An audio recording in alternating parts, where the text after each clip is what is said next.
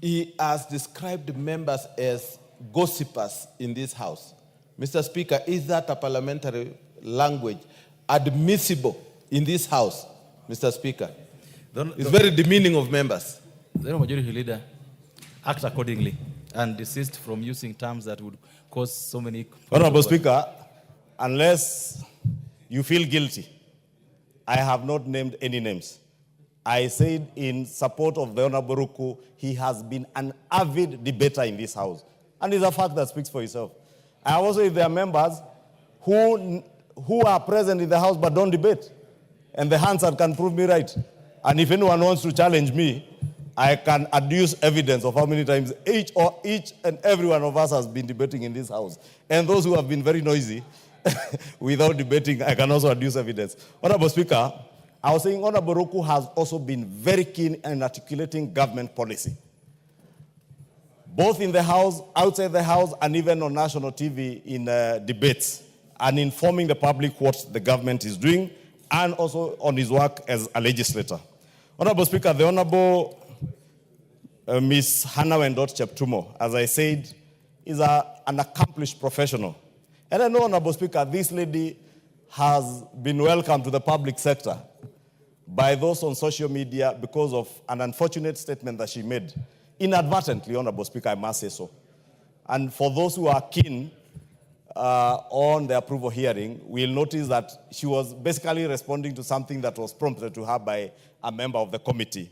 And therefore, Honorable Speaker, I know she has been welcomed to the public sector by those on social media in not a very kind way, Honorable Speaker. But I can tell members of the public that Ms. Cheptumo is an accomplished lawyer, a lady of immense professional attributes as a lawyer, as a defender of human rights, as a fighter for women's rights, and as a lover of children, including our young girls and women, and a firm defender. And I am certain, Honorable Speaker, as much as gender issues are not just about women, but because of the cases we have seen in the country of femicide and abuse of the rights of women in this country, I am very certain, being an accomplished lawyer, Ms. Hanah Cheptumo will be at the forefront in defending both genders.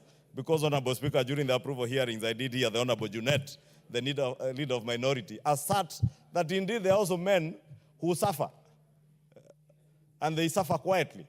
And they look up to Ms. Cheptumo to ensure that they are not suffering quietly, because gender-based issues are not just about the female gender. Point of? No, just what is out of order? Just give it to the Honorable Deputy Speaker. As much as I agree with the Leader of Majority on the professionalism of Hanah Cheptumo, I still think that the statement she made was unfortunate. It's completely politically incorrect. Order. And she must... Order.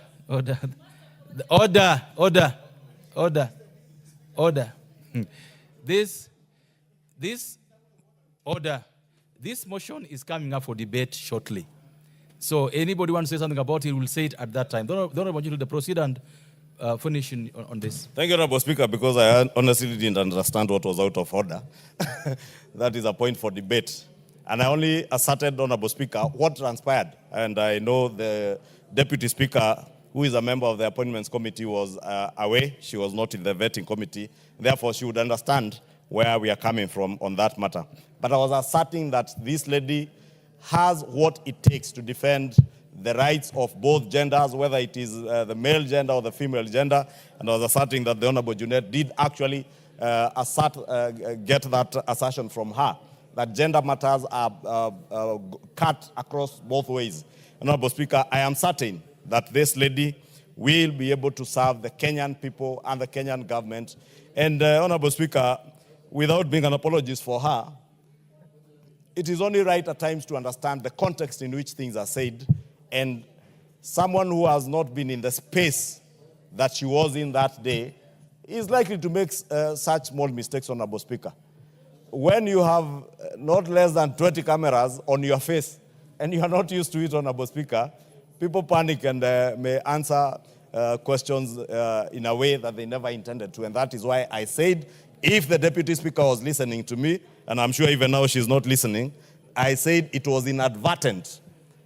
Honorable Speaker, I hope the Deputy Speaker, Honorable Gladys Sholei, has heard what I said, that it was inadvertent, and therefore, on behalf of the good lady, may I offer unreserved apologies, because indeed, I'm certain it's something she regretted after she watched what had happened, and I have since spoken to her, and she has offered her unreserved apologies to the country, to the committee, to this House, for that inadvertent statement. And I think it is only right that even us, as people who are keen on defending not just girl and women rights, but even the rights of men who are being battered in some quarters, Honorable Speaker, and we must be able to support this lady.